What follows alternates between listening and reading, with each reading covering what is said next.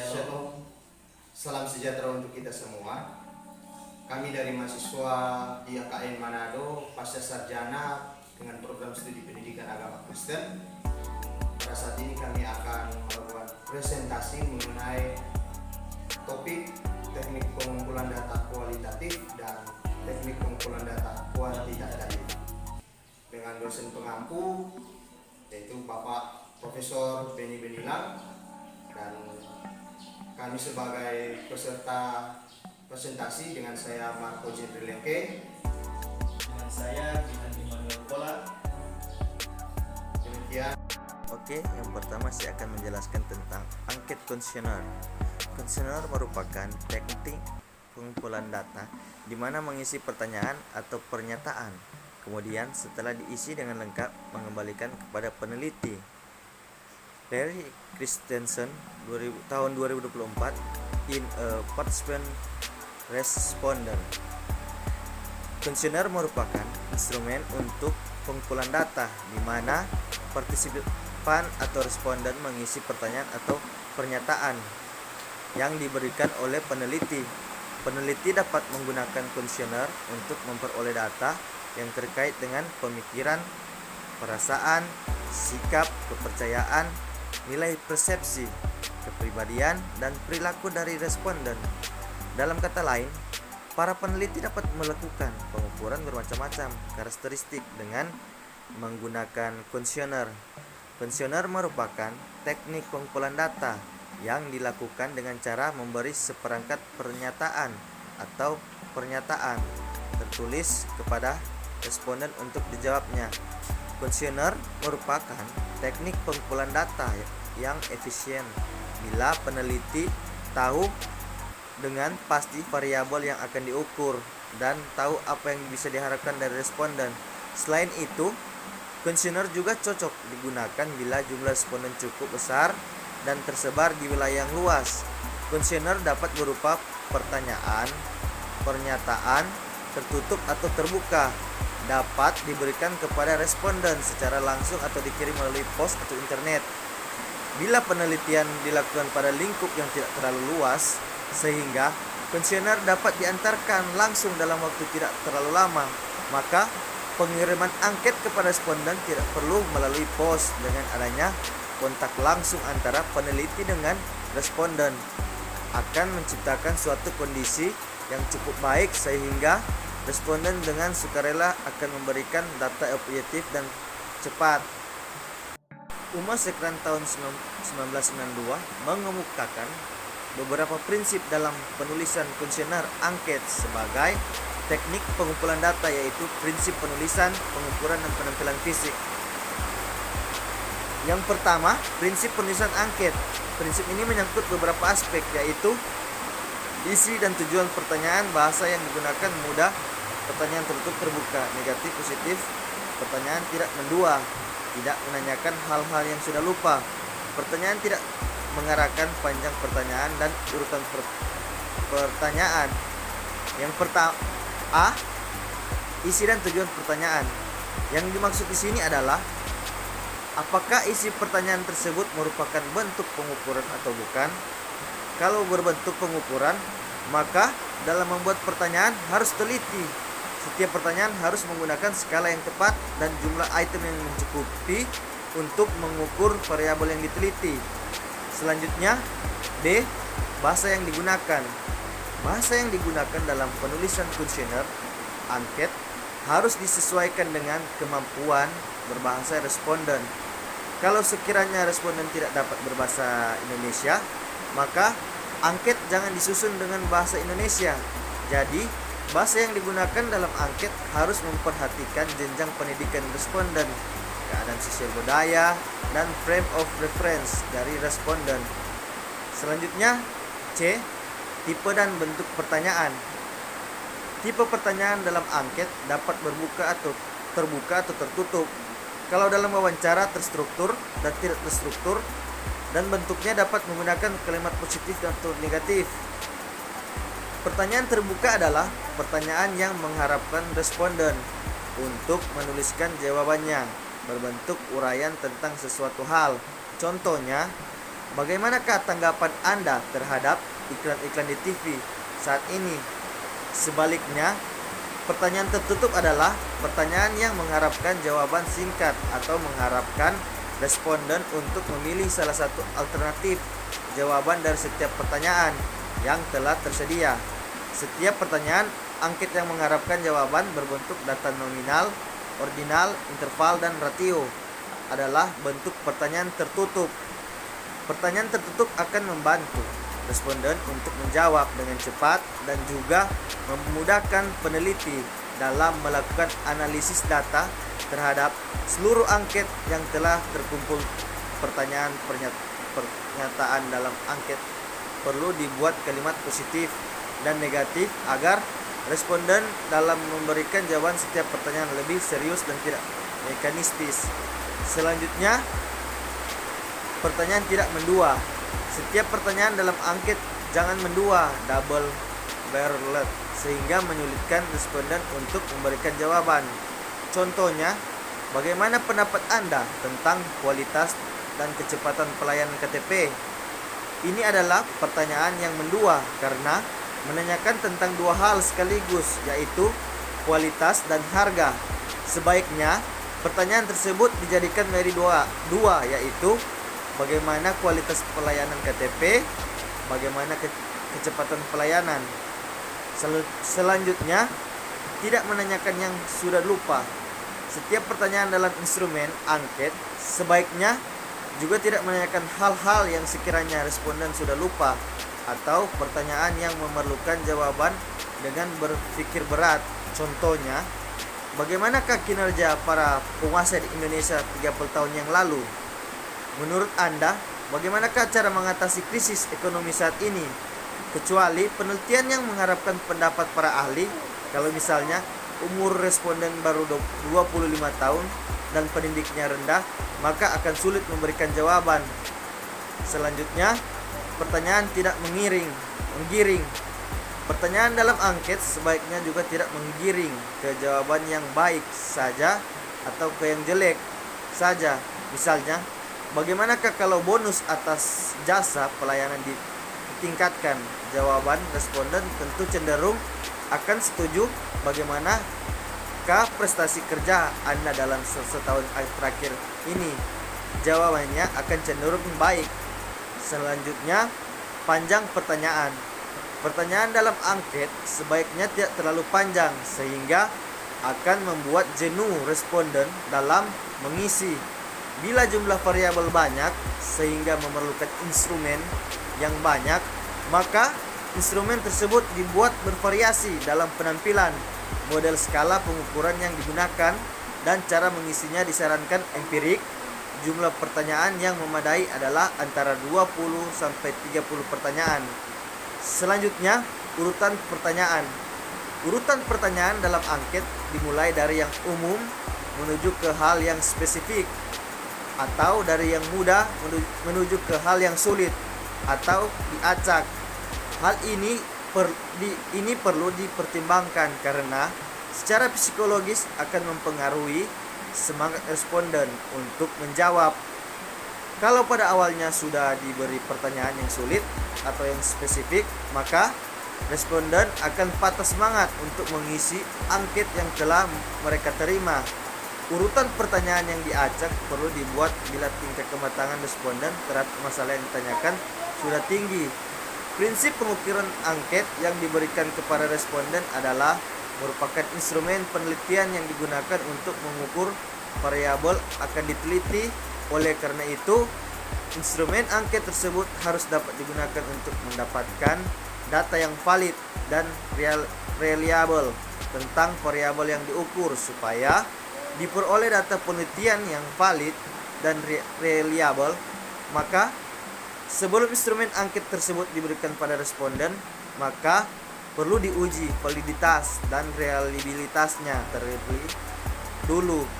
Instrumen yang tidak valid dan reliable bila digunakan untuk mengumpulkan data akan menghasilkan data yang tidak valid dan reliable pula. Selanjutnya, penampilan fisik angket.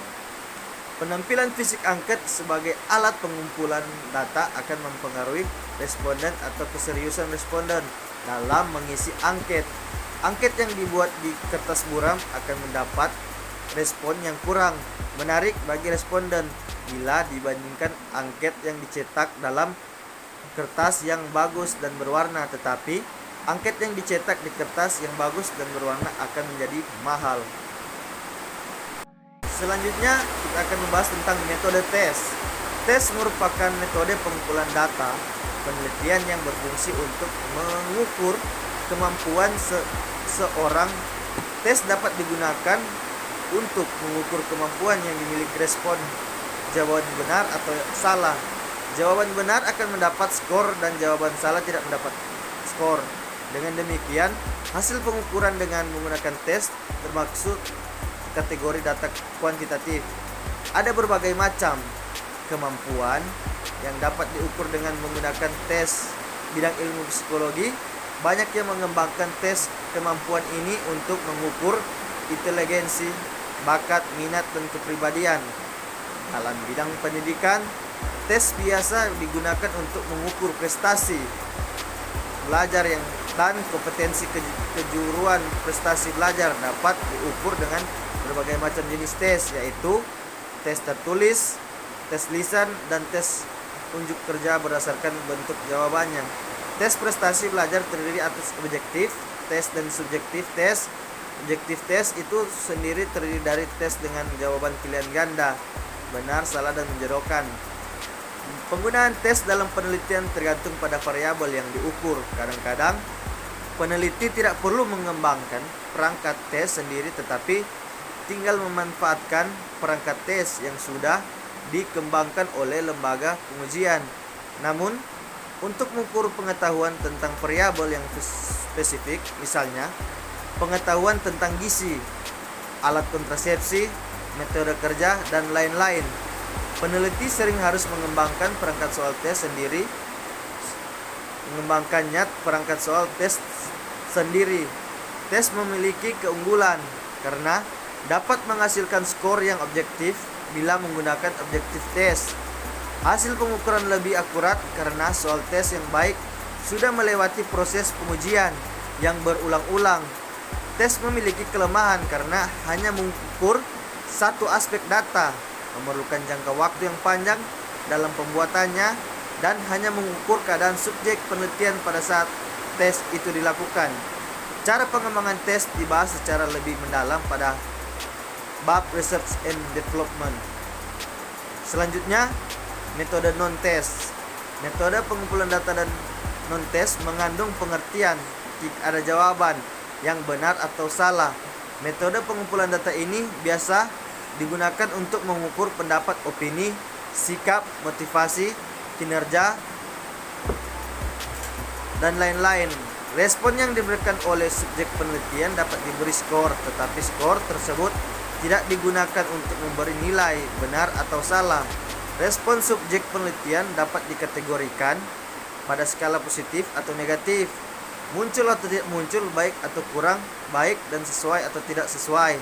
Respon positif kemudian diberi skor yang lebih tinggi dari respon negatif. Teknik pengumpulan data kualitatif. Yang pertama yaitu teknik pengumpulan data dengan observasi.